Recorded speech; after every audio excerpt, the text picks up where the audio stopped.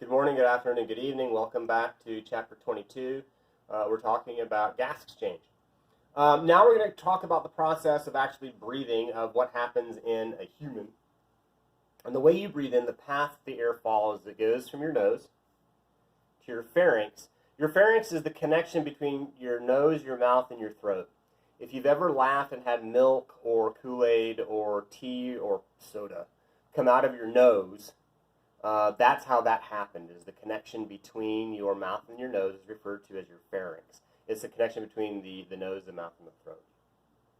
The air comes in your nose to the pharynx, from the pharynx to your larynx. Your larynx is your voice box. Take your fingers, put it right here on your voice box, and now swallow. And you can feel your voice box move up and down. We'll talk about that process in just a minute. From the larynx, it goes to the trachea, and then from the trachea to the lungs. The air comes in the nose or the mouth. It is best for it to come in the nose. The reason why it's best for it to come in the nose is because the nose is going to clean it. The mouth does not clean it. It goes from the nasal cavity to the pharynx. The pharynx is this connection between the nose, the mouth, and the throat. The air now has to go into this structure called the larynx. It has to go into this structure called your voice box. We'll talk about the voice box in a minute, but once it goes through the larynx, it goes down into the trachea, and then the trachea, as we already talked about before, is going to split in two, and then the air gets carried to these tiniest of chambers in your lungs, referred to as alveoli. So if you can imagine alveoli very much like, imagine your lungs like a tree. It's actually called the bronchial tree. I've got this really thick trunk that starts here that branches and branches and branches. It's going to keep branching until we get down to our tiniest twigs. And our tiniest twigs are going to be holding our leaves, right? One leaf, one twig. Imagine instead of twigs, we've got tiny little balloons, tiny little bunches of grapes. And these bunches of grapes are called alveoli. These are those cobwebs of tiny blood vessels. The heart sends carbon dioxide blood to the lung. This carbon dioxide will then get passed from the blood into the air in the lungs. And then oxygen will go from the air in the lungs into these blood vessels so that it can be carried. This now good oxygenated blood can go back to the heart. The heart sends deoxygenated blood to the lungs. It gets oxygenated. This good oxygenated blood now goes back to the heart. Your voice box's proper name is the larynx. Its most important job is to maintain an open airway. Its most important job is to keep you breathing.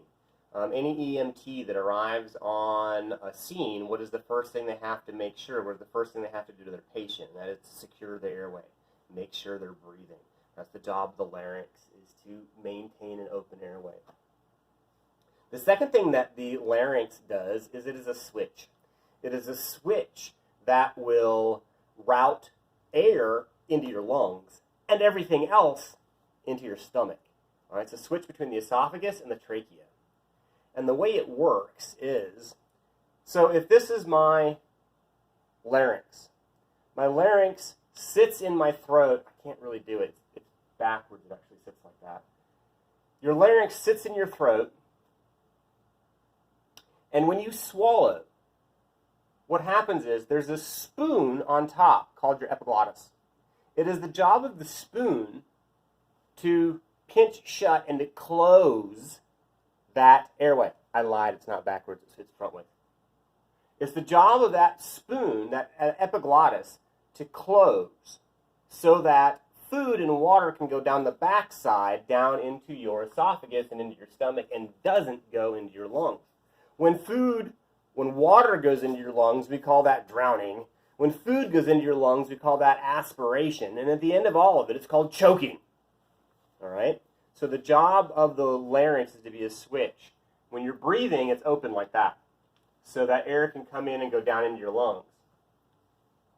But when you swallow, you can feel that the larynx rises. It pushes up like that. That epiglottis closes and seals the airway so that food and water can go down into your stomach.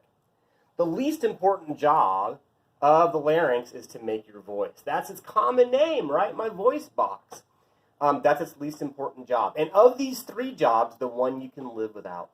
Can you live without speaking? I couldn't make a very good living without speaking because that's my whole job. But, yeah, people can live without speaking. That's its least important job. Here we see, and I know this is kind of confusing to look at. What we're looking at is, imagine this is a camera. The camera has been put into somebody's mouth and is looking straight down. So here's the bottom of the tongue. The camera's coming in the mouth and is looking straight down into the larynx, into the voice box. There's that epiglottis structure, that spoon. You're looking at it like this in this picture. So there's that spoon. Looking down into my voice box, I can see my vocal cords. Your vocal cords and the hole between them is referred to as the glottis. When you talk, you open up a tiny little hole in your vocal cords, and then you blow air past it, and that causes your vocal cords to shake, to vibrate. And that's what we call your voice. That's your voice. You're just shaking, vibrating those vocal cords. Everything else that comes from language, everything else of the words that you're hearing me speak, come from how my mouth modifies those sounds coming out of my throat by changing where my tongue is, the shape of my tongue, the shape of my mouth, where I put my teeth, how open my mouth is. All of that language bit doesn't have really anything to do with your voice box. It has everything to do with your mouth and your tongue, how you do all that. The job of your larynx, the voice box, its least important job is making your voice. Its most important job is keeping that airway open and closing when you swallow something to keep from choking. Once the air goes from the voice box, it's going to go down into the trachea. We already said this. It goes down into the trachea. It's going to split in two. These two branches that come off of the trachea, one feeds each lung. And it's the resulting branches within the lungs referred to as the bronchial tree because it's branched just like a tree. The bulk of your respiratory system is lined in pseudostratified ciliated columnar epithelium. And I know that's a really big word, and I know it's really confusing, but the really important part that I want you to focus on here is the second word, and that is ciliated. We know that cilia are extensions from cells. They're kind of like little bitty fingers, basically, that come off of a cell. When we talk about the cilia forans, they have cilia. What the cilia do in your respiratory system is throughout your whole respiratory system, you're making mucus. We know that. We have all blown our nose.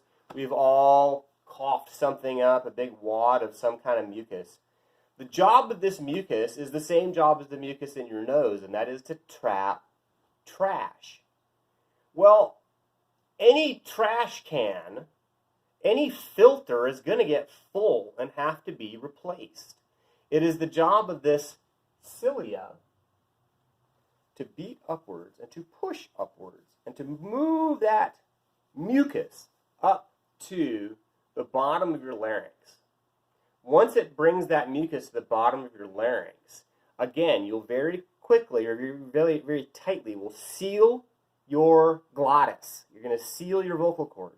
You're going to build up some air behind it, and then you'll very quickly open and close your glottis. Take a deep breath. And now clear your throat. And then what do you do afterwards? After I clear my throat, oh, there's something in the back of my throat, so what do? I swallow it. You swallow something like a quart of mucus a day. So much mucus. Mucus, mucus, mucus. You very quickly open and close that glottis, forcing air really fast. You build up pressure in your lungs.